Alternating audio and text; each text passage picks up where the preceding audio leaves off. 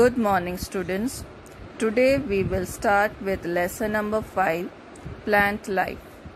In this lesson, you will be learning how plants grow from seeds and also from other body parts. How do plants reproduce? Plants can reproduce in many ways. Most of the plants around us reproduce through seeds, and some plants from body parts such as leaves, stems, and roots. Ferns and mosses reproduce from tiny seed-like structures called spores, as you see in this picture. New plants arise from the spores. Reproduction from the stem. You may have seen new shoots emerging from potatoes and ginger stored in your kitchen. Potato and ginger are underground stems. Can these grow into a new plant? Yes. Take a potato and observe it carefully. You will find that it has several small buds on it. We call them eyes. New plants grow from these buds. Let's do one activity. Take a potato and cut into many pieces.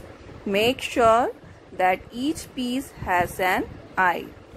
Plant these pieces in damp soil and watch them grow.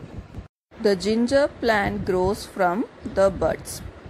The onion is a bulb, which means an underground stem with fleshy leaves.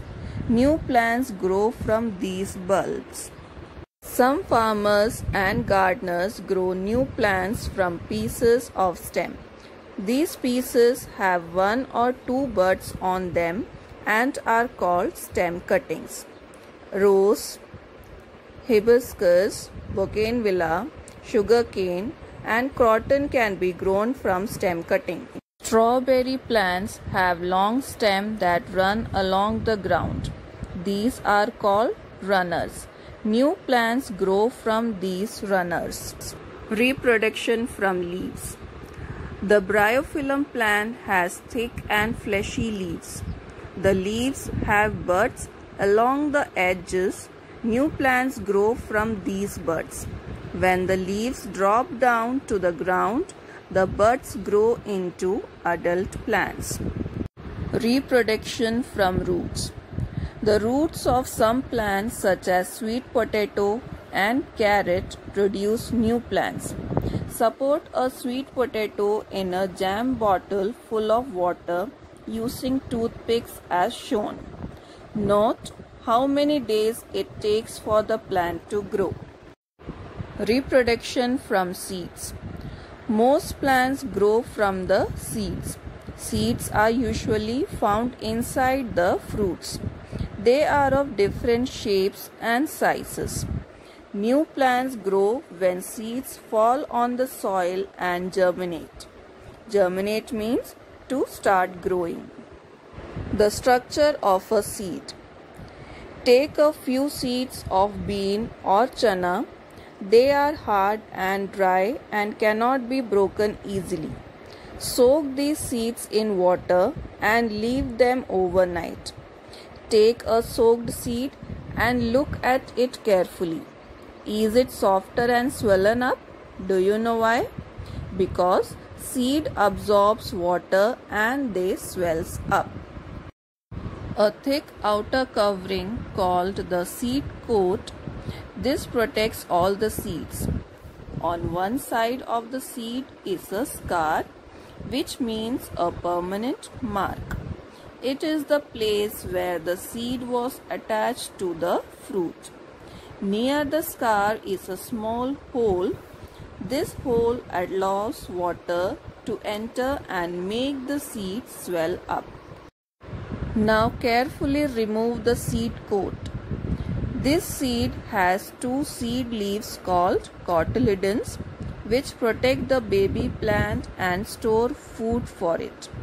Between the cotyledon is the baby plant called embryo, which contains a baby shoot and baby root. All seeds do not have two cotyledons. Some seeds like corn, rice have only one cotyledon. They are known as monocotyledons, and seeds having two cotyledons are known as dicotyledons. What do seeds need for germination? The growth of a baby plant from a seed is called germination, and the baby plant is known as seedling. When seeds get enough water, air, and warmth, they grow into new plants. Let's do one more activity. Place cotton in 4 dishes, then place gram seeds on them. Observe the seeds for a few days in the conditions mentioned in the table.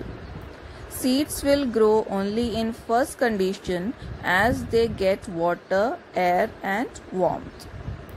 In second, third, and fourth condition, seed will not grow properly, as in second condition, seeds are not getting warmth.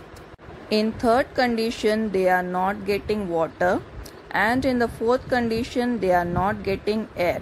So by this experiment, we can prove that seeds require air, water, and warmth to grow. That's all in this video. Thank you.